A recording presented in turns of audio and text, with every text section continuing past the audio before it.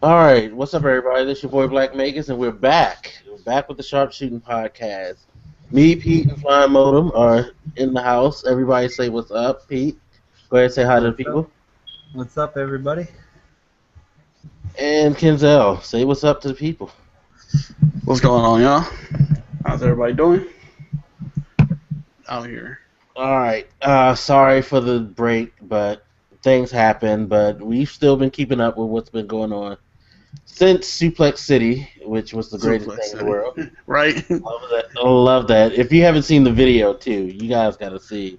Oh my god, have you seen the shirts people are coming out with talking about exclusive on Teespring? There's so many variations. Yeah, there's so many variations of the Suplex City bitch shirt. And like a couple of people are buying them or whatever, but it's like hilarious. People are really trying to sell that. I need for WWE to make an official shirt, though. Yeah. How to do that official shirt. That would be... That's the only shirt that's going to sell, though, because, you know... It would bury any other marketing they've done. Yeah, because that was like a huge moment. Like, that was a WrestleMania moment for real. Yeah, that was hilarious. But real quick, let's recap the weeks that we missed. Of course, immediately after WrestleMania, you had the Fallout. I was surprised that Bray Wyatt wasn't there, but then again, I wasn't because he had apparently fucked up his ankle in a car accident before the Undertaker match. So, ooh, yeah, a lot of people don't know that, but apparently the Saturday before, either the Friday or the Saturday before WrestleMania, he got into a car accident and sprained his ankle, and they said he was seen as like late as Saturday night walking around in back in a walking boot. So the fact that he was able to put on a match, he was able to do with Undertaker. Not just a match, but a good match. Yeah, exactly. That was amazing. They would have pumped him with painkillers and stuff. Well, still, painkillers only do so much. Unless they had him on some like elephant kind of painkillers. Right. Like painkillers only do so much. Yeah, I think the falls that he takes in the ring and all that, you know, he always on your legs. The work you got to do on your legs. He got that out, like, seriously. So, hats off to him, but I wasn't surprised in that aspect. But I kind of was disappointed because I wanted to see what he had to say afterwards. But the Raw after, it was okay until, of course, Brock Lesnar showed up on the scene and just devastated the world, which was great. The first promo that Paul Heyman did to me was just fucking ridiculous already, but... What you mean by ridiculous, though? Like, no, I mean ridiculous in a good way, because he just came out and, you know, all fire, all pissed. You see Brock standing behind him, just looking like he's about to fuck someone up, and Heyman's just going off. It was like, no, Seth Rollins came out here, and he had to cheat his way, and he was like, well, there's a rematch clause, and we want it now. And everybody's just so fucking hyped. Yeah. That shit was... A lot of people overlooked the fact that he said, this is going to be Brock Lesnar's first match on Raw in like a decade. It's like, Lesnar's been signed to the WWE for like, what, 3 years? 2-3 years now since returning, and he still hasn't had a match on it. Which is insane. But, of course, we ain't going to get a match now because he comes out and he F5s everybody, throws the table on top of JBL, which I have a slight problem with that, only because these two were wrestlers. I could see if he threw a table on top of Michael Cole and he was out. But JBL and Booker T wrestled. I think there should have been a little more damage done. Rest in peace, Michael Cole's shoe. Rest in peace. And the fact that, that picture. Have you seen the picture, Moto? Which one? The rest in peace Michael Cole picture. Oh my god, dude! Why are they doing him like that though? Like, people be catching people in the wrong positions too often and it be so bad, dude. But see, that's my thing too, is because it's like out of everybody, the non-wrestler got the most punishment. Right. Everybody. It was actually the cameraman caught the absolute worst of it. Oh my god, I be feeling so bad for them when they catch something. Like, you can just imagine you hunking around this 10-pound thing, recording somebody, somebody and had you're told me looking it through the was a lens. wrestler that they used. Say it again. Somebody told me it was a wrestler that they used. Well, hopefully it was. Probably. You know, like a little trainee or something. I mean, Yeah, they I think do somebody that. was trying to tell me it was Big Cass from NXT. I don't know who it was though. It might have just been like a local wrestler or something Yeah. like that. But I mean, even then, like, let's just say it was you're shooting somebody with the camera. You're carrying this 10-pound thing around. Right. You're looking through the lens, and then you're looking through the lens, and all of a sudden, something just smacks you. Like, oh man, that must be all horrible, dog. Like, Yeah. But I think the turnout, the ending bit was just kind of frustrating when she's just like, you're suspended indefinitely. It's like, oh great, Lesnar's gone. Yeah, I mean it's like the clever way to like keep him off of TV this time around, but I kind of was hoping that at least before he left, he would have F5'd her and then walked out of the arena at least. Like we on that type of note. Yeah. And then I think what else we had AJ's last match before she retired. What was it? I think it was. When I heard about her retiring, that kind of blew me away. I was like, yeah, there was no sign. She just kind of like at the end of Raw, it just kind of just happened. Yeah, I mean, it kind of makes sense with the WrestleMania match, the way it went. But then, I feel like a lot of us just chunked that up like, oh, that's just WWE being stupid again, like whatever. We didn't think it was like. I thought it was more CM Punk. Like I felt as if like them, because CM Punk had bad blood of the company, and obviously he's married to AJ, that he just kind of like nudged it in there. But more, even I don't if really not think that, that probably would have been. It probably would have just been AJ unhappy with the direction the Divas division's going and the respect they're being shown. So. Yeah, I don't think that he would do that. I think he understands if she wants to do it, he'll let her do it. I don't think he's going to put pressure on her because she knows how the company is. She's been one of the people in the back complaining for the longest. That's why when she came back, she did that give Divas a chance tweet. And the fake argument with Stephanie and all of that, I'm sure she was saying some stuff that she really, really felt. Honestly, I think she came back because she was like contractually obligated in some way. And hey, Mike, sorry to cut you off real quick. Is the video up, or is the stream up? I know it says we're live, but I actually cannot find it. Oh no, we're just recording. We record the episode and then it posts later. We only do the post pay-per-view live. Yeah. Okay, that makes sense. Yeah. I was like, wait, where the video at? Nah, we just do the post pay-per-view live. But I honestly think it was like some contractual shit that they let her have her time off to go with Punk, and then they were like, no, we need you back. She was like, all right, probably my contract's close to being up or something. And once she finished that out, she was like, all right, peace, Either that, she just walked out because she was, like you said, tired of the way the match went and the way things were going, because they were pretty much throwing her in the same storylines over and over again. So I actually might think it was a GM for that little bit, if I remember that. Yeah. Yeah. They let her do some stuff earlier, but like all divas, eventually that stuff gets kicked to the wayside, and you're just milling around doing the goofy stuff, or they'll focus more on the the total diva side of the women and all of that. So, and she wasn't down with that. So, I'm thinking she just got tired. It's like, whatever, I'm good. Yeah. But I don't even remember the main event for that the Raw afternoon. The main event was the I honestly don't remember. That's the thing. I don't remember many of the matches for that show. Outside of the Brock stuff, I didn't really get anything out of the matches.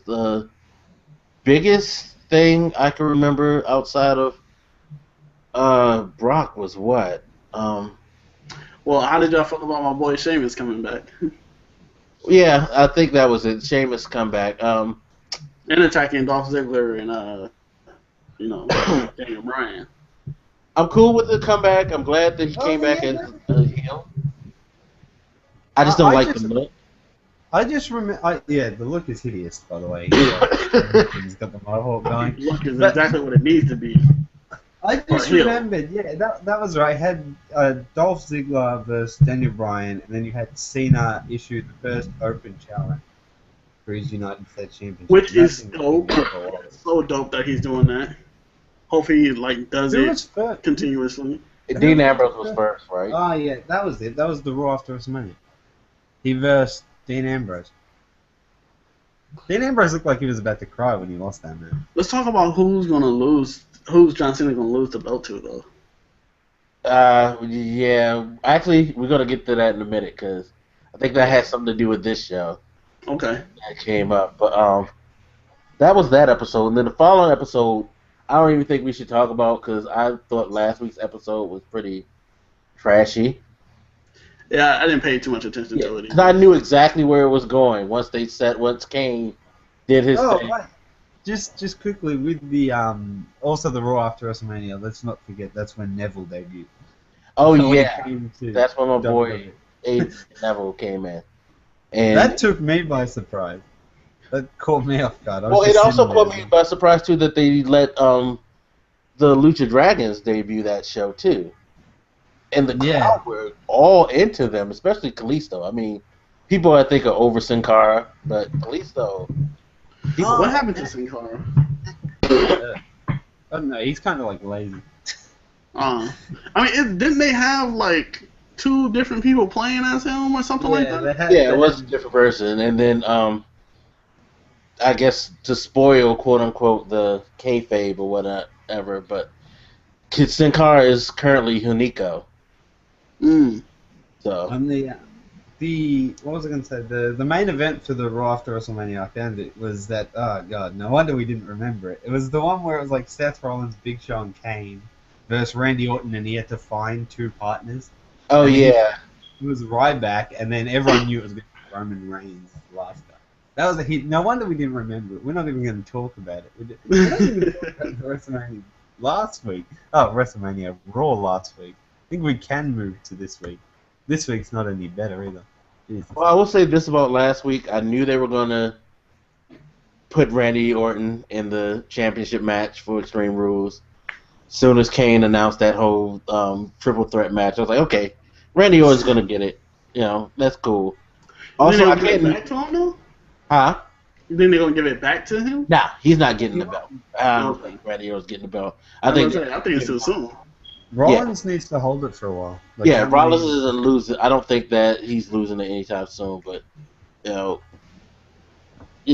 think we can talk about speculate that. I want to see more of Brock and Reigns go at it. That's what I want to see. I certainly would like to see that too. They're gonna have to figure out a way to get Brock back onto. Didn't he do a rematch? Yeah, he's got it's in his contract. He's supposed to get a rematch. But he's suspended indefinitely, so they're probably going to be. It's going to be something stupid. He'll probably appear at SummerSlam. I'm hoping. Okay, I'm gonna have to jump ahead, but I'm hoping during that cage match, after Rollins wins, he comes in and just destroys him, and then they do something for Money in the Bank. That's what I'm hoping. We'll just have to wait and see. Extreme. Yeah. Oh, and I'm mad they let The Miz get a win over Miz down because that was bullshit. Oh yeah, that was the week before. Why are they even having a match? The feud. People like Mizdow. That's the thing. I mean, I like Mizdow. I just hate the fact that they got to do this shit with The Miz. They need to get him as far away from The Miz as possible, as far as I'm concerned. Because I can't stand The Miz. It's going to take a little bit to actually separate the two. Yeah, I guess. But, I guess if anything else from last week that stood out to anyone? No, there's just another I thought it was just a bad show. Booker T was horrible. He pissed me off last week because he kind of they were trying to hype the whole Brock thing, and he kind of no-sold it and just was saying goofy stuff. Do you know how annoying it was? That's all we heard about for 2 weeks in a row. They just kept replaying Brock doing what he did, especially the Raw after WrestleMania when Brock did it. Byron Saxton showed that thing he got it to play 4 times. Then you go into next week, they show it at the start, in the middle, towards the end. It's just ridiculous. Just in case I didn't see that replay 4 or 5 times last week, we're gonna show you real quick. Yeah. There you go. I don't know, man. The Booker T thing, I felt kind of whatever about. I didn't necessarily feel like he wasn't putting any feeling into it, but he was more so just trying to be that other guy on the other side of the fence. It's shrugging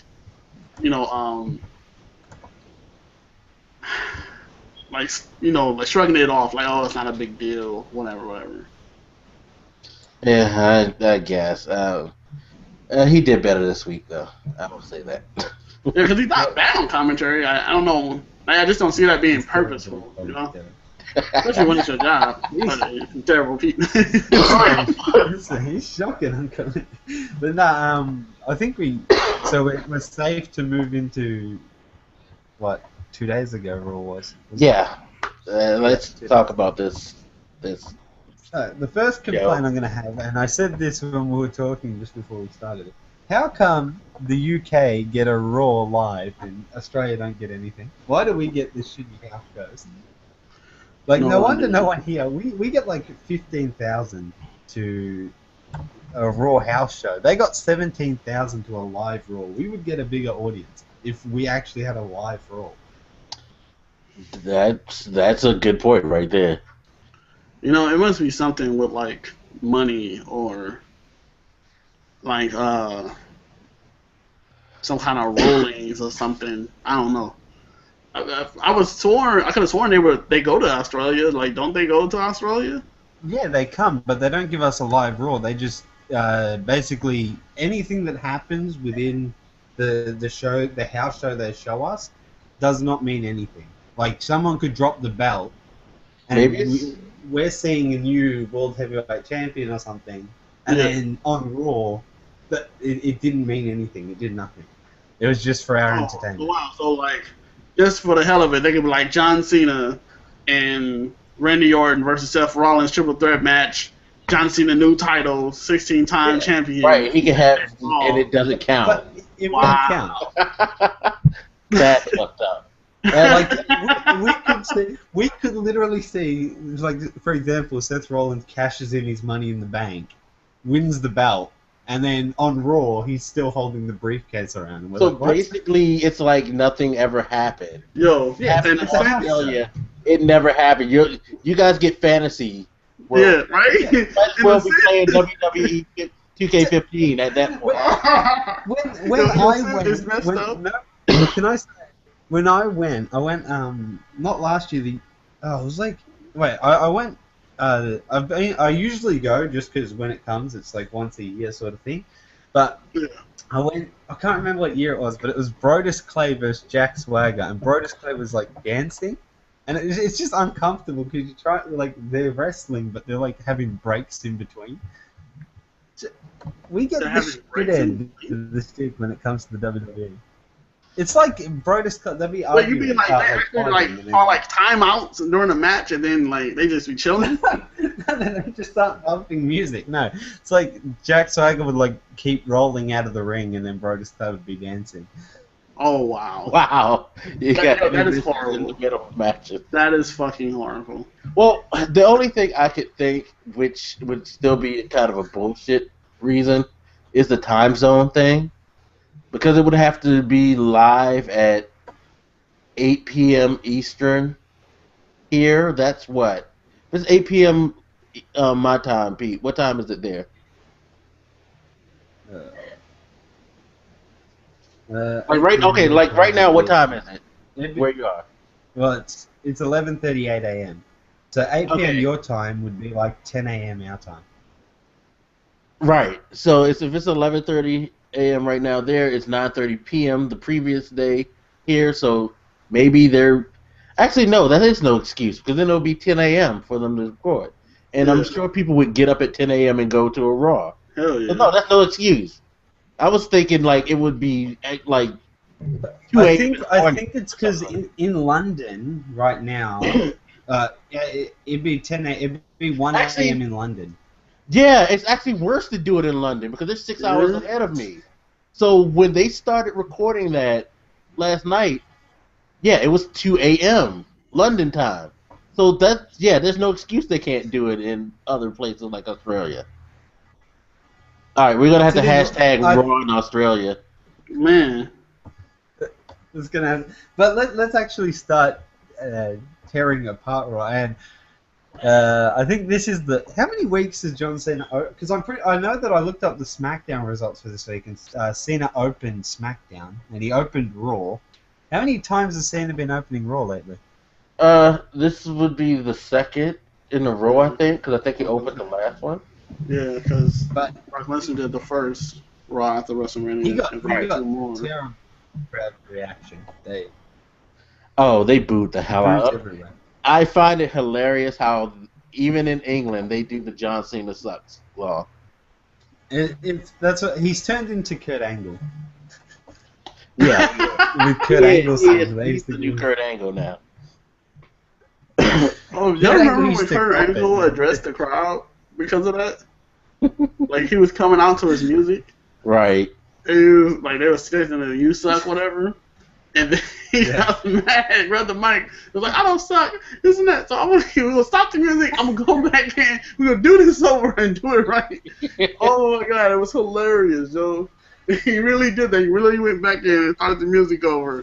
He was just mad, you know. And then they turned it all around. Like they made him like the hero or something. And then like he was like, when they start chanting "You suck" when I come out, they won't be chanting "You suck" to me. We were talking about you. It was hilarious. Cena start off Raw doing his whole kiss the ass of the fans. As most people have to do. I will say this though, I do agree with him. Just like I agree with you. They should put a WrestleMania in a foreign country. Even if it's not London. I think it would be too much money if they put it in another country to miss out on, because people will travel. You put it somewhere like London, you put it someplace like Melbourne, you put it, in one of the bigger places in each country, that shit would sell out and it would be ridiculous. Like, it would be huge. Think about it, like people all over the world go to America. Why would they not? People from all over the world travel to say London or to Australia or something. Like going to WrestleMania in Melbourne, especially since it's going to be great weather on top of all of that. Come on, that's a great vacation. Oh yeah, so talking about publicity. But Cena, that's it. Cena started his open challenge thing, and I think it's safe to call him the hometown hero because he got a reaction unlike anything I've ever seen. Bad News Barrett. Right. To be fair though, their match actually wasn't that bad. No, it wasn't. And I like the fact that they let Barrett get over. I mean, I guess that was the theme of the night though. If you were a British wrestler, they were going to let you get over in front of your crowd, even if you lost. Because he had a real match. I mean, yeah. No, that's so true. I mean, the chemistry was there. Like, the last time I remember Cena and Wade Barrett versing was ages ago. Back when Cena was in the Nexus or something like that. Yeah, they had terrible matches, Cena and Wade Barrett. This one clicked, and, I mean, at times, the crowd was getting frustrated when Wade Barrett was hitting his finishes, and then Cena would always kick out. But it ticked over, and he had his Wade Barrett, I think he hit all his finishes. He hit the Wasteland, twice, and then he hit the Bullhammer. And then Cena did some weird, springboard stunner. He's been doing that, and I'm trying to figure out where that came from. Yo, I don't care where it came from. Who told that me shit is nice. It's a bit weird though. Like it just feels. It works well, but it's just a bit weird. Just it is. It kind of throws you off. You think the same formula. So it's kind of like okay, where's this coming? But it is nice. I do agree. It's nice. It's become the new. It's like a faster. It's kind of like a faster 5-knuckle shuffle because after he hit it, it just went straight to the attitude adjustment. So it just kind of worked like the 1-2 instead of him doing the 5-knuckle shuffle and they get up and then get the attitude adjustment. He did that and then they got the attitude adjustment. I wish he just had more because we've seen John Cena. I'm about to say just but we've seen John Cena use a variety of moves at some point, and I'm trying to figure out where did it all go downhill where they was just going to use these same 5 moves every match and then that was it. I'm thinking it's all about this new quote-unquote PG era. Because if you notice, most people now, their moves are contained within a certain number. Everybody always pulls off the same certain number of moves.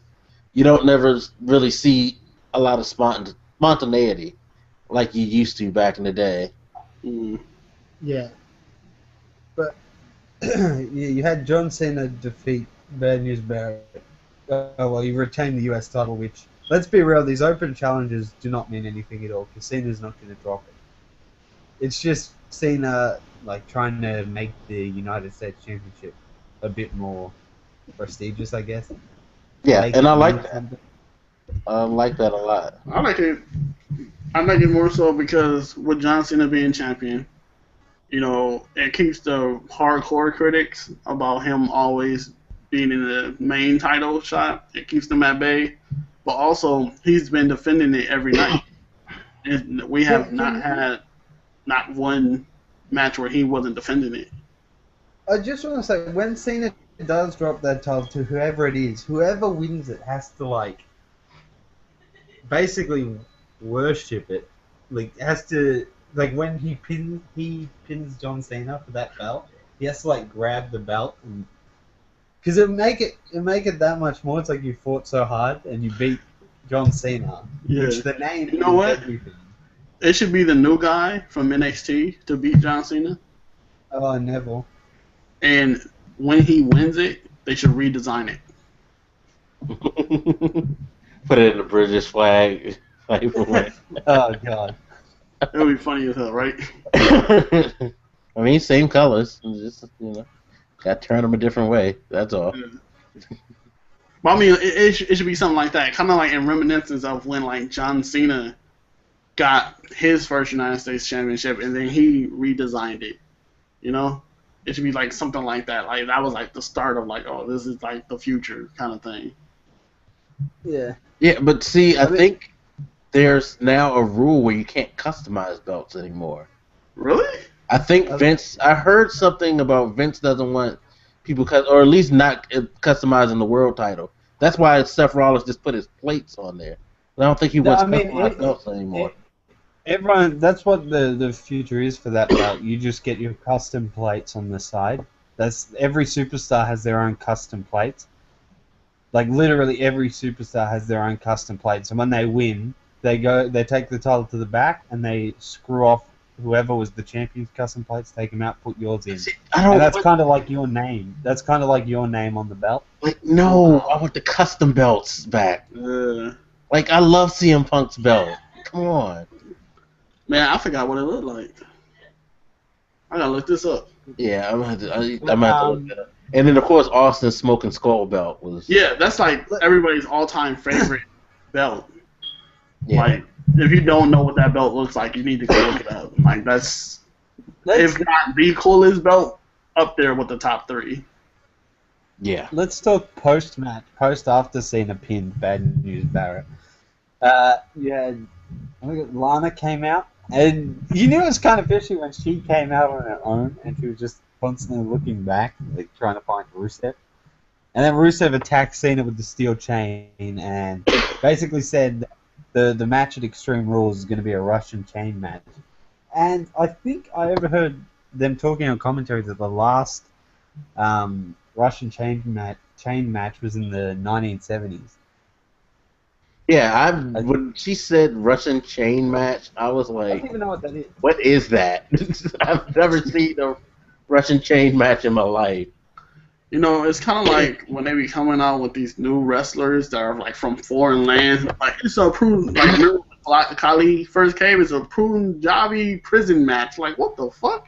What is that? And then they had the big old bamboo sticks and everything. I was like, yo, this is crazy. The funny thing is they used to do crazy stuff like Was that. the Punjabi prison match?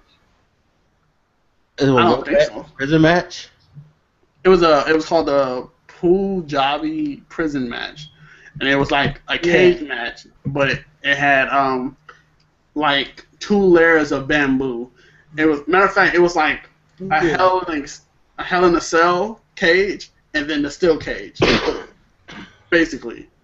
And to win, matter of fact, while we're on this subject, that match was kind of ridiculous because the way Undertaker won was Khali threw Undertaker out of the Punjabi prison. And they counted that as him escaping, which is really stupid. By the way, I think they said Great Khali has re-signed with the Batista? WWE. Where was it? It was on one of the pay-per-views. What happened? Khali versus Batista in a Punjabi prison match at one of the pay-per-views, and I remember that one because it was like Batista jumped from like inside. It's like you have the first layer. He went over that, and then it was like the gap between like the middle bit. He jumped to the other side of the cage. I'm still trying to figure out why does Great Khali have his own type of match, but whatever. But that's when he was this big deal, and he was supposed to be champion. Why? I still don't understand. Because he was so tall and big, like he was this unstoppable force. To be fair though, when he was like he wasn't the best champ, but I was pretty entertained. Like a lot of people hated his reign. Like actually, it's been rated one of the worst World Heavyweight Championship reigns, but I thought it was pretty cool. Like just some massive guy dominating because. You don't see that anymore. Like the big guys just lose all the time. Well, that is true. The big guys don't get put over. I mean, the real big guys, I would say. You'd have only the like. Mark Henry does nothing. Yeah, Mark Henry needs to have a title. By the way, he never had the title. I'm not pissed at that. Mark Henry he held it. He held it a while ago when it was like the Hall of Fame. I thought he only had the world. I didn't know. Did he have the? Oh no! It was the world. It was just the world. Yeah, I needed him to once have the WWE Championship and then drop it. Like, man, dude. When it comes to Mark Henry, I feel like he gets cheated so much. For you to be that size, like this is when it doesn't really make sense. Now his fight against John Cena, that was like whatever, because John Cena, my dude. Like I gotta go for John Cena, but. Like, in that match, I didn't really care who won or lost. I was happy regardless. But when he was going against Brock Lesnar, and, like, Brock Lesnar just destroyed him 2 times in a row, I was like, okay, this is ridiculous. Like, this is not supposed to be happening. And then, like, wasn't he ECW champion, too? Yeah, he had the ECW championship. I remember he was... Was that during the Sexual Chocolate? No, definitely wasn't Sexual Chocolate. He was still the world's strongest man. It was like 2006, that area. He should have had the world championship when he was Sexual Chocolate. That would have been awesome. ECW, though? I don't know. Not the ECW title. The second match on Raw was the Divas Battle Royal, which was pointless. That's the only word I'll use. Yeah, it was. It was. It actually, what Naomi said actually made sense. Like, I've beat Nikki. Why is this even a match?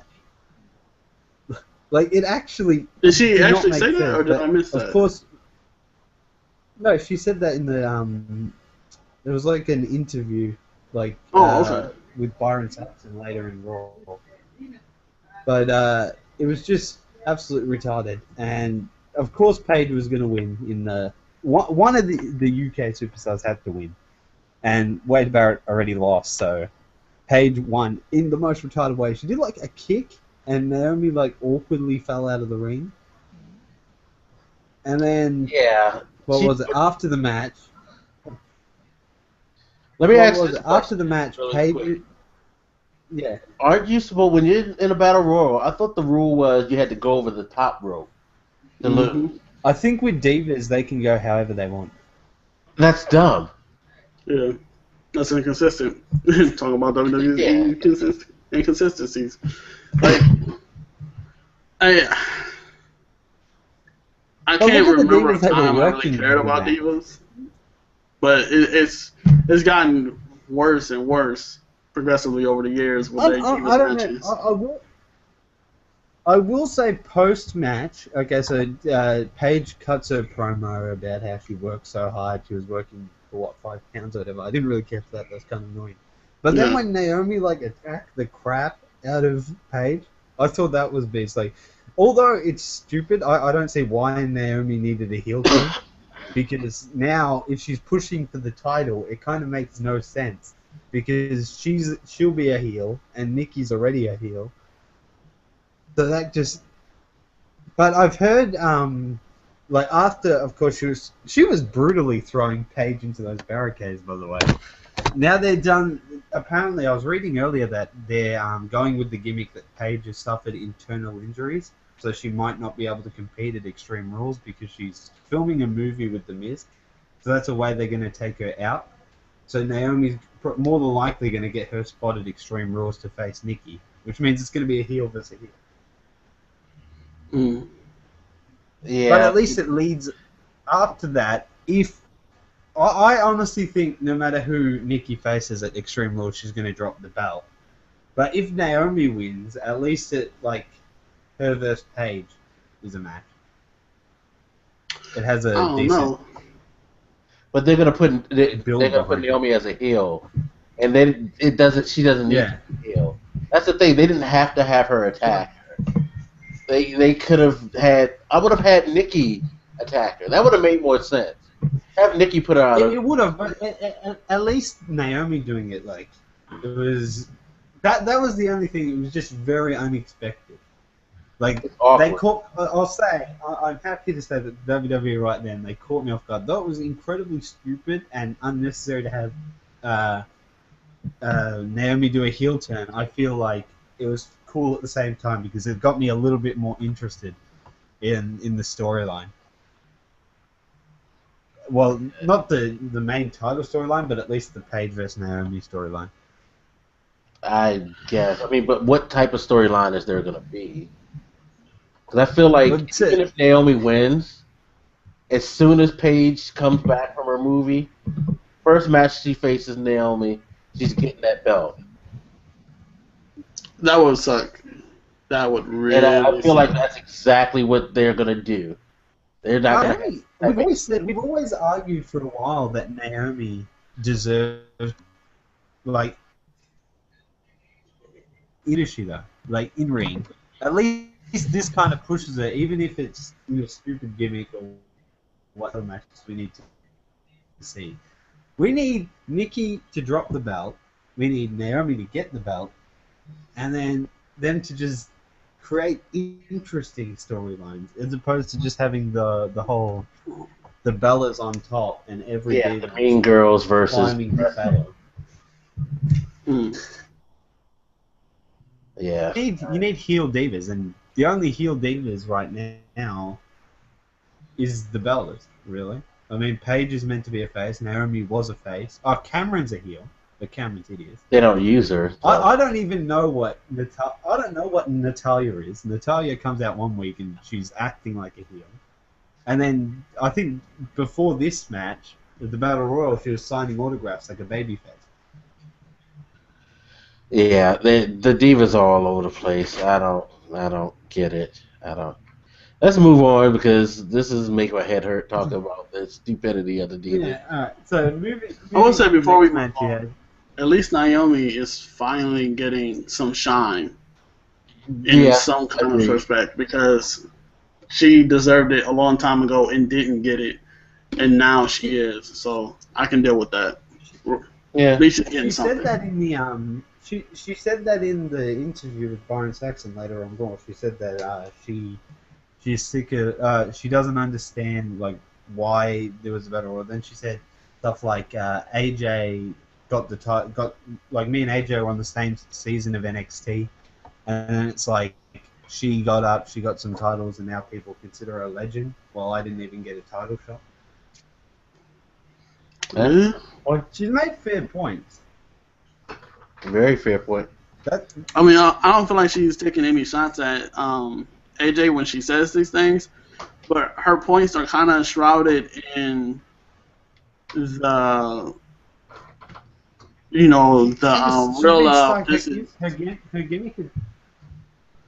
Yeah, I mean, it's not really her fault or the people's fault in a sense. It's like what WWE did. Like, if it was Naomi and not AJ, Naomi, if they gave Naomi the same storyline and went with it and the crowd reacted with it just as well and so on and so forth, she would be considered the legend right now. And AJ Lee would be where she is. You know what I'm saying? So it's like, she has a point, but in another sense, it's not really, you know, AJ or the fans' fault. It's what WWE did. Exactly. It's how they book everything. Yeah, I think it was just her person would probably just be sick of being known as that dancer from the Funkadactyls, and that's just the route they're headed in. They need to change her song. They need to change Naomi's song. She does not need the Funkadactyls. She needs to get pulled completely away from that. But true, if we talk about the divas, Naomi instead of what we need to pick. Right, instead of being just she was a Funkadactyl, now she's just Jimmy's wife, you know. So yeah, I agree. Let's she need a whole revamping. The next match. Let's just hold new look. But let's move on, because the Divas division always gets me frustrated, because I feel like I can say, or like we can come up with a better storyline and a more interesting storyline than what WWE give us. But we'll talk about the Lucha Dragons versus the Ascension.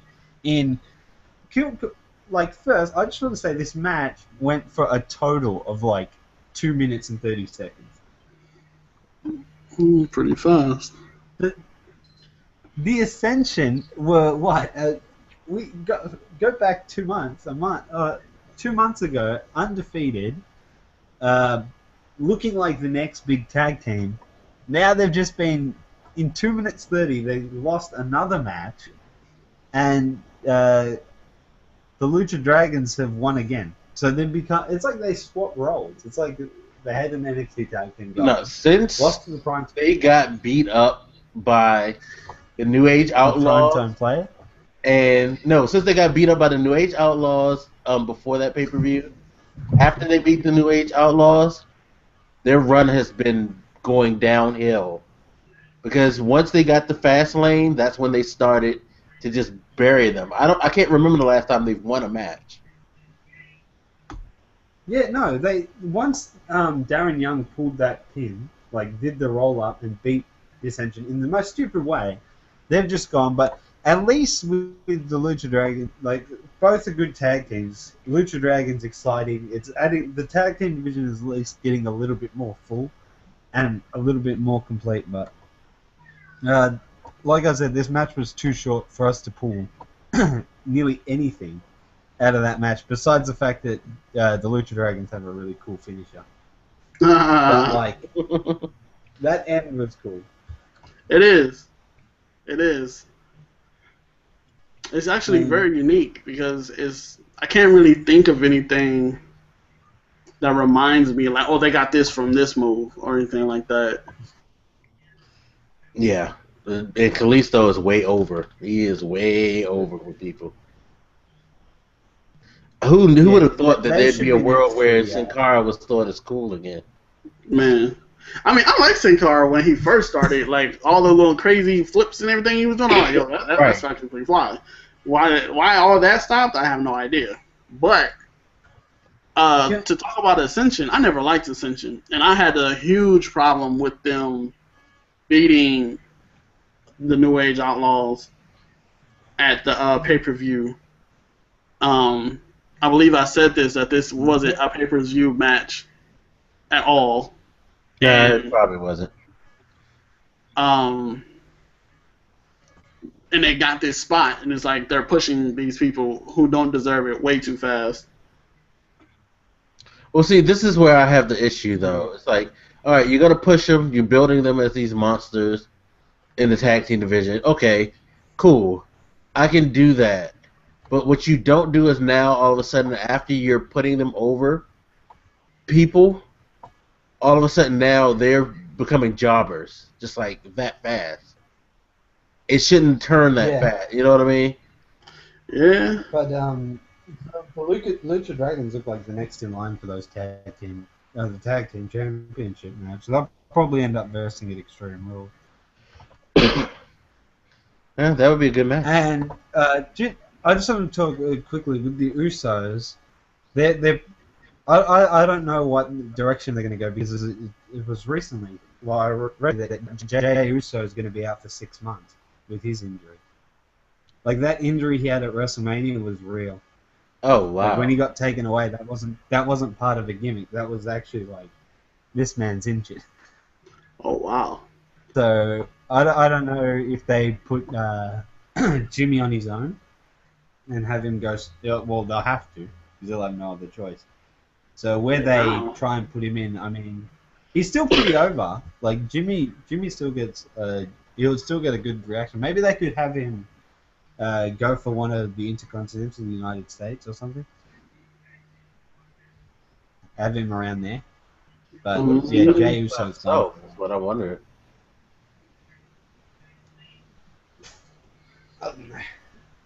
So, it's hard to say because of how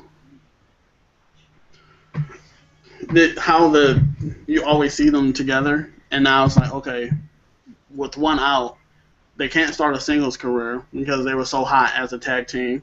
And if they did start a singles career, when they go back to tag team, it's going to be like lackluster. It's kind of weird. Yeah, it could. I mean, I don't know how over he could get it by himself, but if he were ever to get over, then it would be the Hardys all over again. Yeah. Yeah, that's the thing. Like he kind of right now has no choice but to go solo.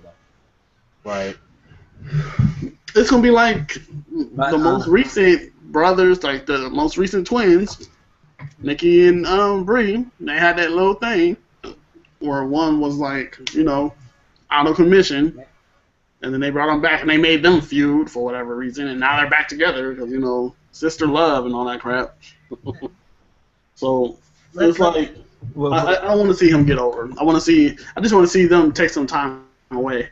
Like, throw them in a ring with some tag team that they're gonna promote, or like some heel tag team that's going. Even the Ascension, just like have them get beat up. They go away for a little bit, take some time off, chill out, come back. Get the titles again, maybe. Jimmy, for me, he has to go solo. He just can't. They can't both, because it wouldn't make sense for Jimmy to just go away for the entire time that Jay's out. I think it would. But just for Jimmy, it would do absolutely nothing. It would just have him sit out when he could be doing other things. And WWE superstars, they get paid for being on the road. So if Jimmy was to just completely sit out for 6 months, true, he wouldn't be doing anything. So they have to keep. He has to just go on his singles run. Well, instead of making it a singles run, I feel like he can just sit out. But if he has to have matches, put him with random tag team partners until Jay comes on or his brother comes back. And make him go on this losing streak with these random tag team partners, and then when his brother come back, they just become beastie, and then they just start destroying everybody. That's what that could work, but then again, that's 6 months of Jimmy losing with. Well, he doesn't have to have a match every night. You know what? The single thing could work, but you just can't put him on Raw. He can't be a singles contender on Raw. He has to do that stuff on like Superstars, Main Event, and every now and then a SmackDown. Yeah, you don't want him to get too big where you risk the tag team. Yeah, well, we'll see which way they head with it. But moving to the, I just want to talk. I was going to completely skip this because it was, in my eyes, it was just kind of cringeworthy, and that was the Booker T Roman Reigns interview, and then the whole Big Show thing. That thing to me was just. At times, I thought about just muting my TV. Like that, at one stage, I just felt the Big Show is so boring when he talks on the mic. You know, I think when he doesn't have someone to feed off of, he's not well by himself. So if the person he's trying to feed off of isn't good, it's going to be bad for him. Because like he has moments where he's okay-ish on the mic. He says some things you can be like, oh, okay, Big Show's going in. But other than that, he doesn't really do well by himself. And can I just say, like, on SmackDown, I've seen the results already, so they've already said that on SmackDown, Big Show basically talks about his why he attacked Roman Reigns, because at the end of this promo, Reigns is going up the ramp, and then he goes basically behind the stage, and then Big Show starts beating the hell out of him. I was surprised the car supported the Big Show, but like it didn't just go in. But on SmackDown, when Big Show was talking about his why he did what he did, apparently he says something like, "The Authority have asked me to deal with Roman Reigns at Extreme Rules, and they're going to have a last man standing match." You know, that's the future for that. So Roman Reigns versus Big Show at Extreme Rules? Is that what we're saying? Yeah. It doesn't make any sense though. Why is Authority attacking Reigns? Why? To keep him. It's like Big Show Big Show's being told by the Authority to keep Roman Reigns out of the title picture. But see, it's not protecting. It still doesn't make sense. It's like, what are your guys' beef with him? I don't. The whole Authority thing to me though is kind of getting a little out of hand. I think they're gonna have to end that eventually.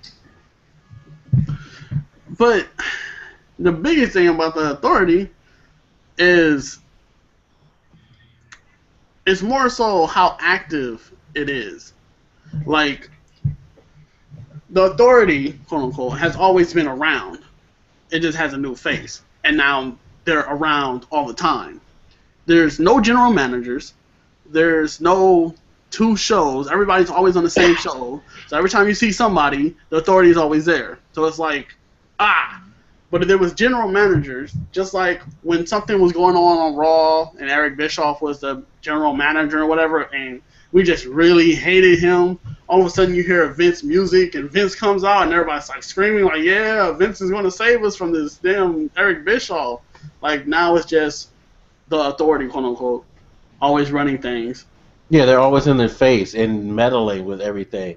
I feel like it's gotten them stuck in a holding pattern because let's be honest, most of the big matches that you see in pay-per-views, I would say you're going to see at least 3, if not 4, with somebody from the Authority somewhere in the mix, beefing with somebody. And it's just like you could use other opponents, but other people can't get on because the Authority always has to be around somehow, some way, involved. So. But that's what I'm saying. Like Vince was the Authority before the Authority had a name or a face to it. You know, just people who own WWE. You knew they owned it. They were the chairman and the board and the chairman's daughter and whatever. They were the authority before it was even called the authority. But now things are so different where there's no general managers and everybody who was on Raw you're going to see on SmackDown and main event and blah blah blah. So, you know, that's why we're so tired of it, you know. But for me, with the whole authority thing, I would like to stop seeing we're the authority, we can do whatever we want. We need someone to put the authority in their place, make them go away for a little bit. A lot of bit, actually. But, you know, that's what needs to happen. I agree. I definitely agree. So, yeah, overall, I don't think anyone cares for this Big Show Reigns feud because it's that's what we were talking about. It doesn't make any sense. It just doesn't make any sense. Like, you put them through a car, now you set up the pay-per-view match. Okay, whatever. But, yeah, that's the way it's heading, so I guess we just have to take it as it comes. Moving to the next bit, because that bit was, I told you, I felt like skipping it anyway. We had, what was it, Randy Orton versus Cesaro in that one-on-one match, which could have been a good one-on-one match if they didn't choose the ending they did. Yeah, I thought that was weird, the disqualification. I mean, I thought that was sloppy. It was just done very, very sloppy. I don't get. I mean, okay, I understood them getting to the end game that they wanted to get to, which was with the 2-on-1, but it could have been done. It was just oh, maybe it's just me, but it just seemed like they just half-heartedly got there just so they can get to the real match. It was like, let's just hurry up and get this over with so we can actually get to what we really supposed to be doing. I don't know. That's how it felt to me. Like, just like the getting to the handicap match, because the first match isn't even worth talking about. I hate the fact that Randy Orton won just so simply against the tag team champions. Like, he beat the tag team champions. Yeah. This is frustrating. Should have been at least a bit harder. Yeah. Randy Orton beat the tag team champions in 6 minutes. He beat both of them in 6 minutes. Well, it is Randy Orton. I mean, he is a veteran superstar and everything. Yeah, but still, it kind of, to me, it smacks up. It makes the titles, the tag team titles. It's like why should that be considered as a prestigious belt if the two people holding it are beaten by one superstar? Yeah, I feel like if you're good enough to hold a belt, you're good enough to hold your own against just about anybody. So I don't. It's not like they won it under foul circumstances. It's not like they weaseled their way into it. This isn't like they were some weaklings who just happened to cheat their way to the title. Yeah. Then it would make sense. These are two dudes who actually legitimately beat the best to be there, and they've had some of the best tag team matches we've seen, in years. They were just now they look like jobbers. They got buried, and it just basically put them in a perspective that even though they have that gold around their waist, they're just mid-card people. That's it. It's like WWE, with the belts, made them look like as if they weren't holding anything. They were just two superstars. They just pulled up, but one diverse. And it didn't get any better after that match, because after that match you had Dean Ambrose versus Adam Rose, and Adam Rose, Jesus Christ. To be fair, the man can wrestle. That's about all I can say. It probably went over better if the match just lasted a lot longer. And to be fair, he didn't have the worst match, I thought, of the night. So The only reason this match could be considered bearable, in my opinion, though, was like just because Ambrose was there. If I had to watch like Fandango versus Adam Rose, which does happen on SmackDown, I think this is why I don't watch SmackDown. They do matches like that. Adam Rose, like the only time I can stand him is when he's versing someone big that's going to crush him. Like this match does nothing for anyone. We knew that Ambrose would win. Yeah. That's it. That's all you can say about that. Yeah, I don't really have anything to say on it, to be quite honest. Yeah, I mean... No, we're just going to skip that match. Alright, and then it got even... Fandango versus Stardust. Who chose these matches? Can we speak to the guy who chose? This is another match. Stardust was obvious. Stardust needs a win, for starters. Stardust need a revamp. Fandango. The only thing that came out of this match was Fandango used his old music, got the crowd going. The whole thing. This is why I say the Adam Rose thing wasn't the worst, because this was the worst. Like, okay, you give Stardust a win, but it's like a 2-minute win off of like a bullshit thing. It's like the guy goes to jump off the rope, and you kick. You don't even do your finisher to beat him. That's how fucking bad this was. He did like a disaster kick. That's not a disaster. Exactly. Yeah. He hits him with the disaster kick. 1, 2, 3 in 2 minutes, and then the best part is Fandango gets the crowd to dance with him. What the fuck? Yeah, doing the Fandango. Like, doing that thing. It's stupid. Okay, now we're going to have to move to another match that... Okay, fair enough, this match was at least a little bit entertaining, but stupid premise. Like, okay, so you got Kane versus Seth Rollins, the whole, Kane has to lay down because it's what's best for business. Though this match had me laughing throughout most of it, and there were some bits where I was like, this is good. Why don't we see, when Kane was versing Seth Rollins, Kane looked like a monster. But when Kane versus anyone else, Kane's like the weakest superstar on the roster. This man loses every week. This man just destroyed the whole the WWE World Heavyweight Champion. But even any other match, he just with Kane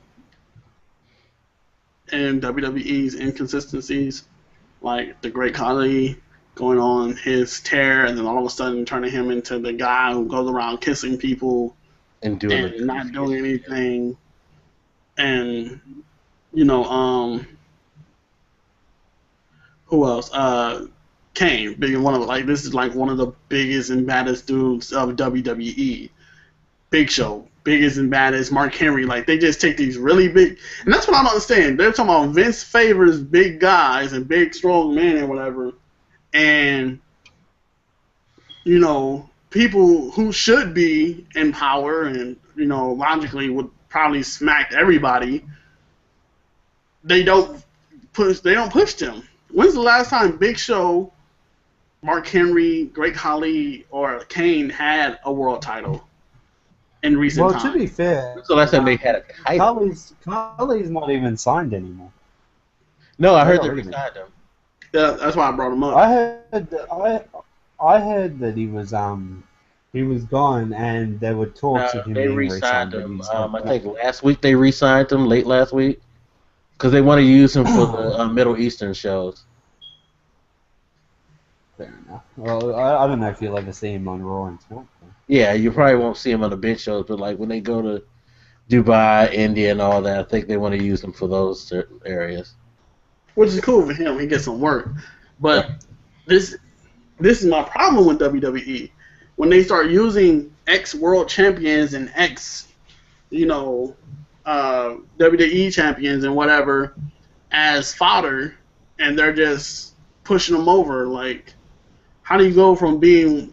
And it's not like Kane was this standalone guy. This is a guy who's tied in with The Undertaker, tied in with being like a really scary dude. Not just big and powerful, but being a really scary dude.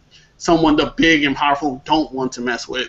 How do you go from that to this paper pusher who can't even win a match. Like, yeah, no, that's it. But ex-world champion at that.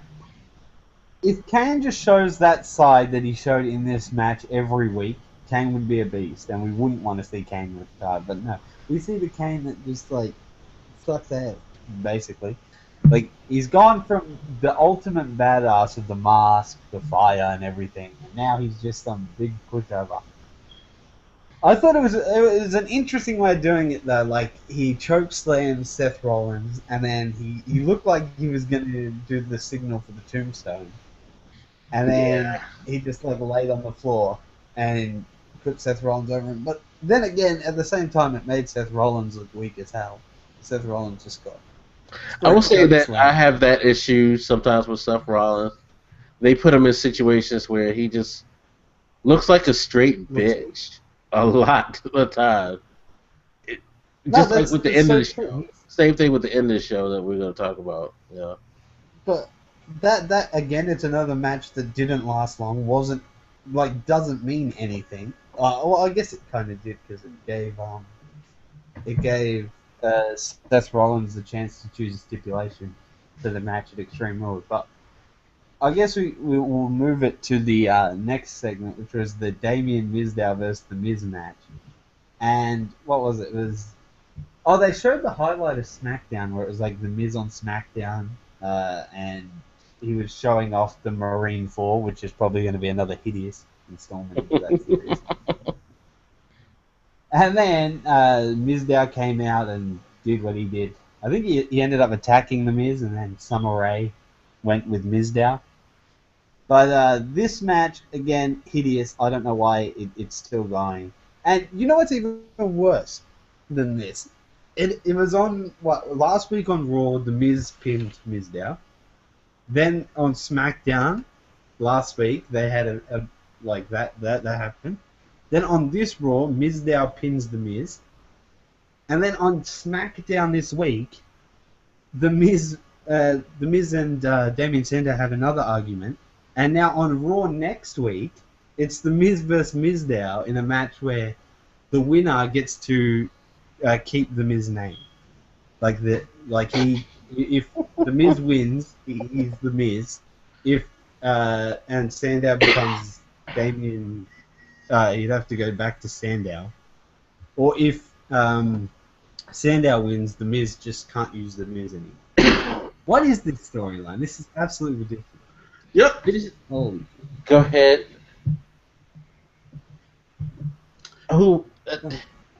Yo, this is one of those filler kind of things. They literally was like, we need another match. You know what? Let's do something with the Miz and the Miz now. What's significant about these two? And some guy held his hand up. They both have the same name. And the other guy was like, yo, that's genius. We'll make them fight over the name. Like, that's basically how I feel like happening. I just want to say a big thank you to WWE for at least having the generosity to not take this to a pay-per-view, because this would be a disgusting match. I guarantee you this is going to be the pre-show. Man. God damn it. God damn it. This is my thing. I've wanted them to do the split for a while. I just don't need them to carry this shit out. It should just be broken up. I mean, just let him be Damien Sandow. Let him go on a run like he Why is he even fighting for the Mizdow name? Right. Who cares? You don't want to be under his shadow anyway, so fuck that name. Be Damien Sandow and just whip people's ass, as Damien Sandow. The match on for another 2-minute match, another stupid point in the storyline. No, I'm not even going to just get... you can say whatever you just want to finish it out. I'm ready to move. I can't talk about it. I just can't talk about it. It's horrible. Frustrating. Yeah, it is. Yeah. It's getting horrible. But coming off, all right, we're almost a month away. Right back. We're just almost a month after WrestleMania, and it's already getting rolled 3 back. weeks, and it's been torn down. The momentum has just been... It's gone, right? Red. Oh, my God. Talking the next match, Ryback versus Luke Harper. So basically a rematch of last week's Raw. What do we say? I mean, the ending, again, very lackluster. I think Luke Harper ended up winning by disqualification. After what's up with all these disqualification wins, though? Like, is that like they're trying to set a trend or something? Or is that like the new way to win? I think what's more weird about this Raw in general is all the squash matches. Like, nearly every match on tonight's show when they were wrestling went for about 2 minutes. This match was short as well. Yeah, it was just like they just wanted getting... to have people show up in London just so they could say hi to the fans and then leave. Yeah, that's it. And then the only thing that came out of this match was Dean Ambrose running out, because now Dean Ambrose has the whole feud with Luke Harper ever since WrestleMania and on SmackDown when he took him out. But it's probably, I hope not, but more than likely it's going to be Harper versus Ambrose at Extreme Rules. Though, that being said, that could be an interesting match because Luke Harper is a great worker. I will say that. When they actually let him wrestle and they give him time, he's really good in ring. And Ambrose, you can't complain. Yeah. But then again, Ryback's going to want to be in the... He's going to want to be in that, and it doesn't make sense to put Ryback in that match unless they make it triple threat, which again doesn't make sense. Because Ryback's going to want to be somewhere. Yeah. But, also, I wanted to say, in terms of Extreme Rules match, on SmackDown, I think it's Neville versus Sheamus, and then Sheamus ends up doing something. I don't know what he does. I don't know if it's disqualification, but at the end, Ziggler comes out, starts beating up Sheamus and challenges him to a match at WrestleMania. Well, no, because Ziggler put out a challenge, and Neville came out, and... No. That's that happened on Raw, but I'm saying on SmackDown. Oh, they did that on it's SmackDown? Gonna be, on SmackDown, it's going to be Ziggler versus Sheamus in a match. But apparently, it's titled a Kiss My Ass match, which is not so much. Especially because, but we'll talk. We're going to talk. We'll stick to Raw, and we'll talk in the next match, which was the match of the night by a mile. This is probably the best match I've seen on Raw in a while, and it was Dolph Ziggler versus Adrian Neville. This match was amazing. Just to say the very least, it was a great match. I was like excited when Neville came out. I was actually pumped. By the way, I would like to say I love his intro. I love how they have the shooting star come out the sky and then everything explodes. I think that's a really good intro for him. Yeah. It fits. If you've seen a lot of his wrestling, it fits his persona because the man is fucking amazing. Though being said, you were saying earlier that Neville has lost, like he keeps losing since his debut, but at least we can say that he's losing to former world heavyweight champion and whatnot. Yeah, and he's having good matches. In a sense, in a sense, it's like at least like even with this match, they kept him in it. Like it's not like he got squashed. Even with Seth Rollins, he was actually pretty much in that match.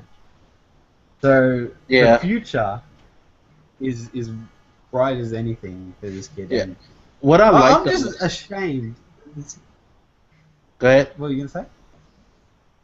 Oh, I was just gonna say I was disappointed that this match only went for like I think it was 10 minutes, maybe a little over 10 minutes. I wanted it to go for eternity. Like you could have cancelled Stardust and Fandango. You could have cancelled Dean Ambrose, Adam Rose. Yeah. All these 2-minute matches, the Miz and Mizdow. Just give us more of that. Have that go for half an hour.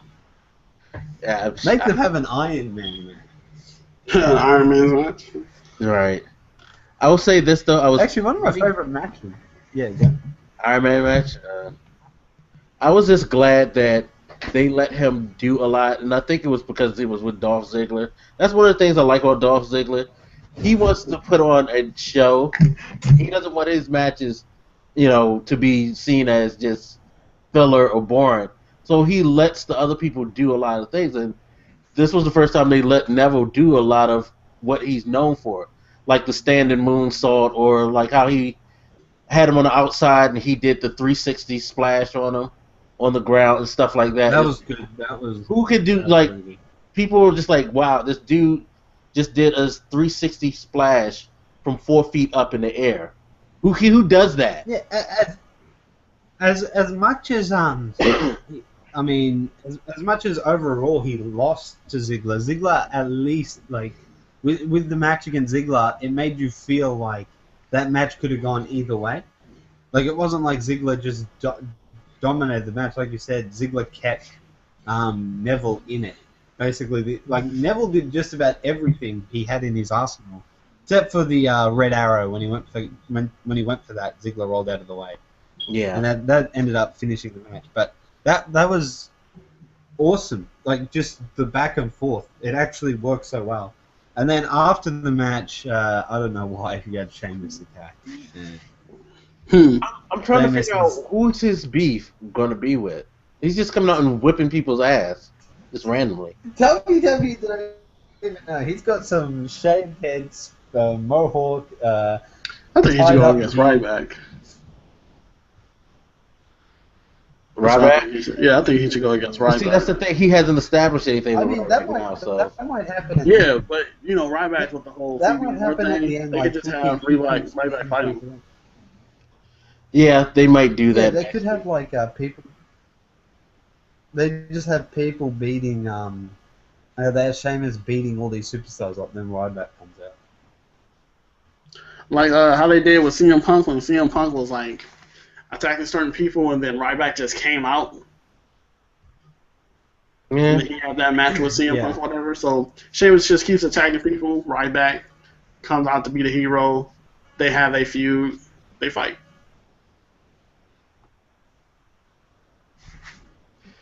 Yeah, I just hate the fly-by match, fly-by night pay-per-view match. I always feel like a pay-per-view match, it needs some type of build. I don't like, unless you're gonna do some like Sheamus shows up on the pay-per-view talking shit, and it's like nobody's beat me, and then all of a sudden like Ryback decides to come out and like I'm gonna take care of you right then and there. Like that, I could do it if it's a surprise build like that, but I hate when they just start things the week before a pay-per-view.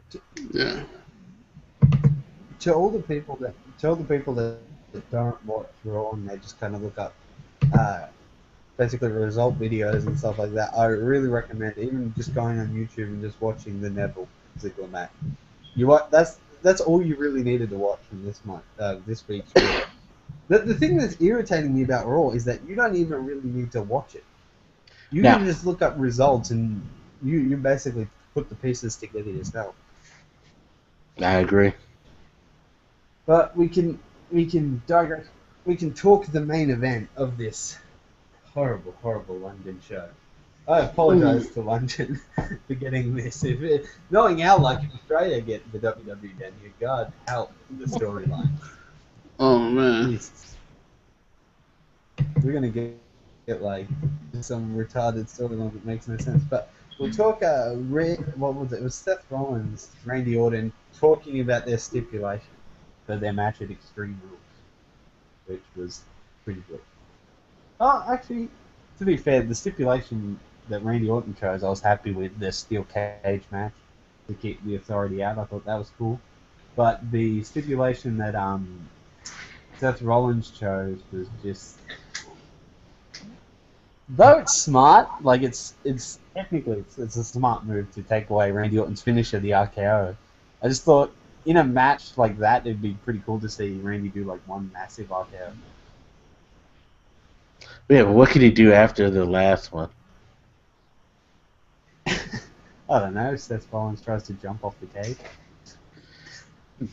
That would be insane. Just like that would, but it's not going to happen because there's no RKO going around. If he does, it's disqualification. Well, what else can he really do though? Well, see, this is the thing. This is what I'm hoping that this sets up. He hasn't punted anybody in a long time. He was getting ready to WrestleMania. Exactly. He hasn't punted anybody in a long time. So you take away his RKO, fine. Punt kick is still there. Yeah. And that's been worse, though, at least the way they play it out. It's worse than the RKO. Exactly. So, I mean, he has something to go on. He also got that. You know what we haven't seen him do in a minute? His little back breaker he does. Yeah, I think he did it once tonight, and I was like, oh, wow, he did it? Like, when he did, it's like, when I see him do it now, it's like, you don't do that much. Yeah. It's like surprising almost. Like, that's like vintage now. But it was cool to see him do it. Like this is just like would we call this kind of just it just beefs up Rollins' title reign because I can't see him losing this quick. I just see him winning. Yeah, I don't think Randy Orton's going to win. I think it's going to be a good match, but Rollins is winning, or they're going to cheat to make him win something. He's not. Randy Orton's not going to win this match at all. What if he does? If he does, that would be kind of cool because that would set up a crazy set of events that we wouldn't know where. I mean, it would be nice to get the surprise. I would love to see where they were going to go with that. Randy Orton versus Brock Lesnar? You see, that's the thing. It's like, where are they going? It's like, that's going to be because after this is Money in the Bank. So that means what's going to happen with Money in the Bank? Who's going to get the briefcase? Like, is Seth going to get it again and then cash in on Randy? It's like, you could throw in all types of craziness if Seth loses to Randy Orton. Alright, but at the same time, I kind of don't want Orton to win. Like, I feel like I want Rollins to hold the belt for a while. I feel like he waited so long to cash it in that he deserves a decent title reign, and not that his first title defense is a loss. Yeah, plus after the greatness of the helicopter spin, it would be kind of bad to follow that up with the next pay-per-view being a loss. WWE need to stop making him look like a massive bitch. They need to like make him so he's a champion, not like a placeholder. Yeah, and he, like I was saying, he looks like a bitch because like at the end of this segment, Randy Orton goes after him. He flips his chair over and then throws him back over the chair. He's just like tossing him like a rag doll, and then you got him throwing, the two midgets in his way to get pulverized while he's running. He's always running. That's not cool. Not cool at all. Well, he is. Like I said, him cashing in the Money in the Bank the way he did at WrestleMania really reminded me of how Edge cashed in his Money in the Bank on John Cena, and it was like real crazy. Then the way they booked Edge and whatever, and an Edge long feud with John Cena. Edge ran a lot. Edge talked a lot of shit. Edge, put on a great show and how he's a, rated R superstar. And he had a couple of times where he was a quote-unquote transitional champion where they gave the title right back to John Cena. As a matter of fact, if I'm not mistaken, that's where most of his title reigns came from, his feud with Edge. So I don't really have a problem with Seth looking like a bitch. Don't really have a problem with how they're doing him right now, as long as we get a great feud out of it. And if that great feud is going to be him and Randy Orton, cool. But right now we need to know who he's going to be feuding with. Right now, for me, personally, I would like to see it be Randy Orton. It just fits well, them two. Especially in a wrestling match and everything like that. So that's where I'm looking at it as. Yeah, they do work. Their beef has worked well for me. I don't know. I just sometimes, I like the fact that every time he's in the ring and he has to fight, he does his thing. Sometimes I wish he wouldn't run every time. Like you said, Edge would sometimes stand his ground, but I feel like he never stands his ground unless he has to in a match. I mean, shit. Even Edge sometimes didn't stand his. For the most part, he didn't stand his ground. If he did stand his ground, because he couldn't escape. But Yeah. It's more so, like I said, when Edge and John Cena was feuding, I loved to hate him. He was a great villain. Right now, the more Seth keeps running, the more it's gonna get under your skin. The more you're gonna be like, man, that's some bitch shit. Fuck Seth Rollins. You want him to lose. It's funny because just as you said that, I'm like, well, it is working because I'm sitting here calling him a bitch. Exactly. Right? So it's like, oh man, pretty soon you're going to be hype as shit. It's gonna be like championship match. You're going to be like, yeah, fuck him up. Ooh, and this and that. And then when you do win, you'll be like screaming like, oh my God, yes, finally. No more bitch assness, no more running, no more this. Like, you're going to be happy as hell. Yeah. That's a good point.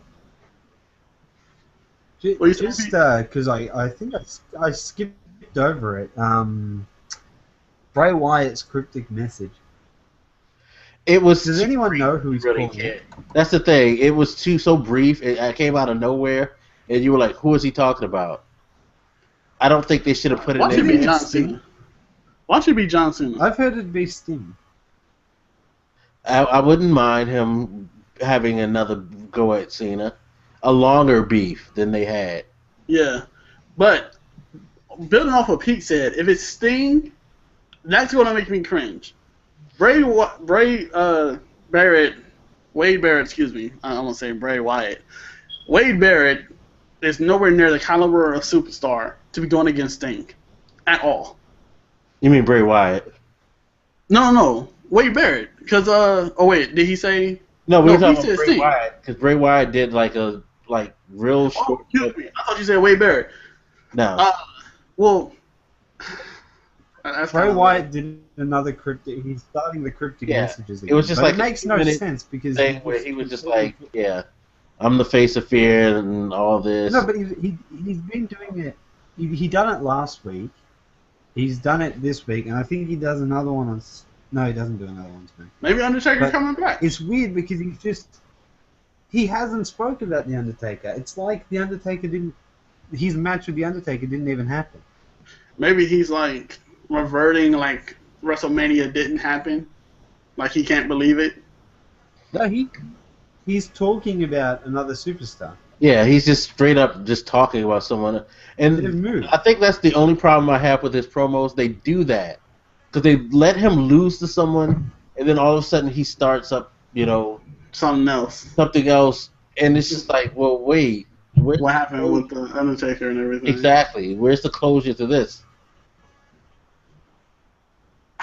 I want my Undertaker entrance show. That's what I want. I just want my Undertaker entrance. Maybe they'll give it to you at SummerSlam. Maybe. You know it could work though. It's like because they're hinting Kane's gonna leave the Authority. I think that's the next step in terms of the Authority. It'd be pretty cool. Kane leaves the Authority. Bray Wyatt calls out Kane, and then Kane comes back with the mask and stuff. That I wouldn't have a problem with. Like, he couldn't beat the Big Brother, so he goes out there someone he thinks he can beat. Maybe they have a long feud. I wouldn't mind that so much. Yeah, at least give Kane back the red pants. Take off the fucking slacks. God damn it. That's what I'm saying. He went from the big red machine to the big pussy in the suit. Right. Actually, that makes sense because I think that's what Ziggler ended up saying. Ziggler ended up calling it out, saying like. No, even Daniel Bryan came through and was like, "You're just a punk. Like, what is wrong?" Yeah, but when Ziggler came out, because Ziggler ended up doing the open challenge. That's how he versed Neville. It was like he's like, "You're the devil's favorite, the demon." It's like the demon or the devil's favorite kiss ass. Right. Yeah, they're making him. Maybe they're doing the whole. Run him out of the Authority so he can go back. I hope so. I want old King back. They need to get rid. We just need to get rid of the Authority Period. Yeah, it should just only be Triple H. To me, it should only be Triple H and Stephanie coming out occasionally and just fucking with people now and then. I hate the whole. They have this task force Yep. that is always involved in all the matches because, like I said, it stifles the creativity because you know they're always going to be involved in the majority of what's going on each show. And it's just like I said, it needs to go back to having exclusive rosters to the shows, general managers again, and we only see the quote unquote authority every so often. This is what we need to go back to. We need to have our own champions on SmackDown and Raw and so on and so forth. It'll be a while before we see SmackDown versus Raw again. Like, I think that Vince is very comfortable with the WWE being one World Heavyweight Champion. I mean, didn't we speak a while ago? You were telling me that Vince said that the titles don't mean as much anymore. Yeah, he said it when he was talking to Stone Cold that he didn't think the title his words were titles don't mean any much because I don't think the people care about what belt it is or who has it. He basically said that we as the fans don't care about titles anymore and haven't for a long time, which is bullshit. He's got a bad view of how. Yeah, he's got a bad view of how the fans. I don't think he's really in touch with the fans anymore. It's bad to say, but it's true because you think WrestleMania, we loved WrestleMania. All of us said it was a really good show, and then you come to find out that Triple H was the one calling the shots at WrestleMania. NXT, we all love NXT. You know what? Triple H. That makes so much fucking sense. Yeah. So much fucking sense. Though it does not make sense. I didn't get my goddamn Undertaker entrance, but it does make sense why it was so damn good. Yeah, because I mean, say what you will about Triple H, but he knows how to do a show. Yeah, he knows how to do a damn good show. I mean, I love Triple H. I love Triple H. You know, he's good on the mic, wrestling, whatever. You know, acting and all that. He knows what the fans want. Yeah. Because he's like, it's like Paul. I think it's very similar to how Paul Heyman's mentality was when he was managing.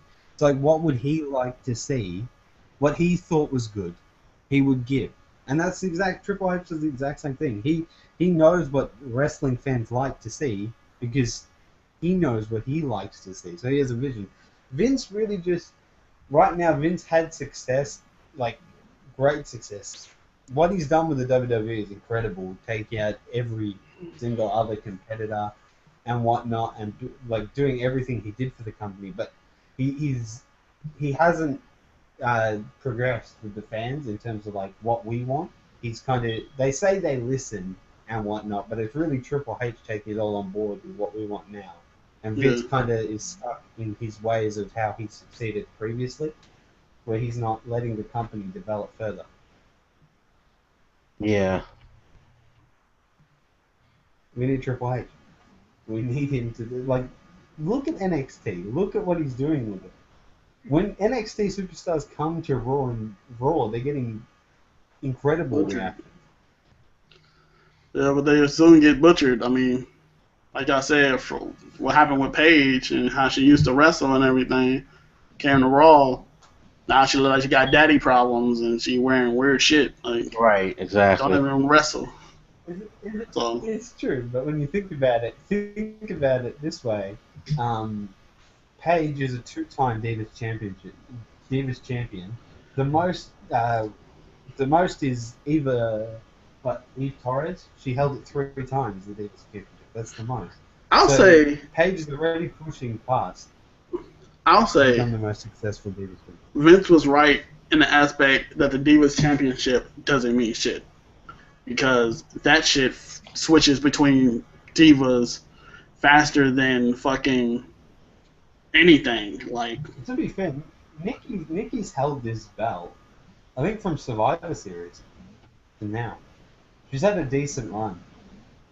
Yeah, she has. You know what? Even though she got it, it's all to do with Total Divas. Because season 3 of Total Divas just ended, and of course they got the whole at the end of season 3, Nikki wins the belt.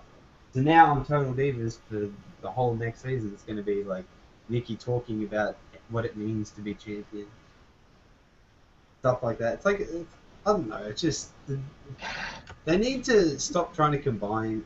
We say this every week. They need to stop trying to combine Total Divas with WWE Raw, like the Divas. Right, and see, the thing is with the championship not meaning shit. It's kind of the same way with the tag team stuff. Reason it doesn't mean shit is because of the way that you set up your champions or you set up the whole system. The whole Diva system is fucked because of that reality TV show thing. You have too many women who don't wrestle. And it's funny because I was listening to an interview with do you guys remember Ivory? It rings a bell.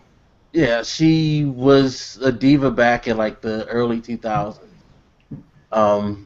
It rings a bell. Yeah, and she was talking about how she was there when they started making that change because it was like at first they just had all the people like her, Molly Holly, Trish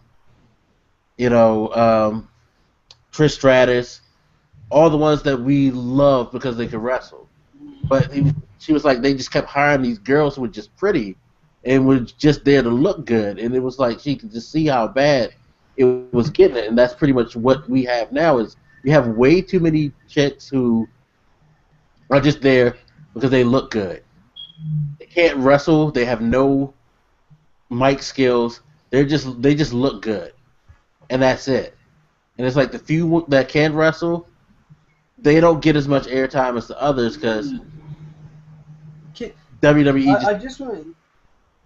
Go ahead.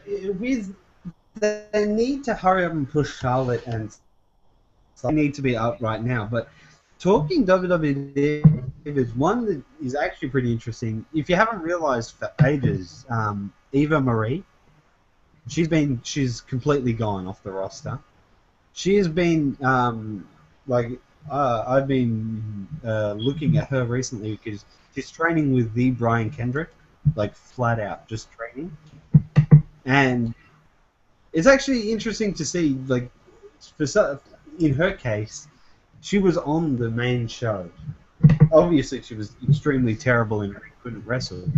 But for her to just go from the top show, like, being up there, WWE always pushing her out, like, just to take a step back and go, like, nah, I'm going to delay my time on top and just go back and train. I think that's pretty cool. And they need to do that with all of them. Send them back to learn how to wrestle. Yo, what happened to Caitlyn? What happened to who? Caitlyn. She retired. She retired? Really? Yeah. Yeah, Caitlyn, as in, like, the girl that used to do the spear. Yeah. Really? She was the Divas champion. She retired. She retired ages ago. She just left. Wow. Oh, another thing. Where's Tamina Snuka? Why is she back? Tamina was actually backstage last week, so she's getting ready to return. Why did she leave? She's Caitlyn. one of the few that can wrestle. Caitlyn, they said she wanted to explore other options. Well, no, not Caitlyn. That was what they said. Tamina. She was injured. She's been injured for a minute. That's why I'm trying to figure out why. Wow, she left at the beginning of 2014, yo. Yeah, she was gone. The gimmick was she was AJ's sidekick thing. Yeah. Yeah, she'll return soon. She'll have an impact. You know what? Yeah. This is around the time I stopped watching as much as I was because the whole thing was CM Punk and whatever. So now I understand why I didn't notice that she left. With that said, I think, is there anything you guys want to add to this week's Raw? No, it's shitty. That's about it. Probably going to be just equally as shitty next week. The only thing interesting for next week that people should keep an eye on, Triple H is doing the announcement again, about the next season of Tough Enough. Tough Enough? Is that it? I think it's Tough Enough. Yeah, what made him bring that back? I wonder. I mean, people have to think who came from Tough Enough, and one of them was the Miz. Yeah, see, that's probably why it went away, because they brought the Miz in. I wouldn't doubt it. Oh god. Yeah. But yeah, other than that, we're gonna look forward to next week on Raw. A few last-minute Extreme Rules matches getting thrown together. What else? The Miz versus Mizdow for the Miz's name, and probably a tag team match. Is our main event. Yeah, well, we'll see. I guess that's it. Disappointing couple of weeks of Raw, sadly. After that WrestleMania joint, which, you know what? I'm going to say, I really don't think they should have let Triple H call the shots, even though it was a great WrestleMania, at least. If it was bad or somewhat bad or whatever, the momentum wouldn't have changed like it did. Because after WrestleMania, we was all hype as hell. Yeah. Now we're just like, oh, but they had to have you going extremely they have to have you at WrestleMania think like, wow, this is why WrestleMania is the biggest show of the year. This is why we wait all year for that one match at WrestleMania, the matches at WrestleMania. So I think it's good in a sense that they had Triple H take it, because let's be honest, if Vince had his way, this WrestleMania could have been the worst of the bunch.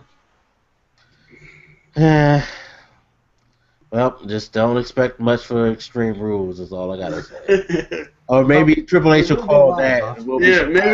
Maybe he gets called the pay-per-views, and Vince calls everything else. Yeah, we'll be good with that. Okay, Triple H can take pay-per-views. I think that's the best way to go. He can make something out of nothing.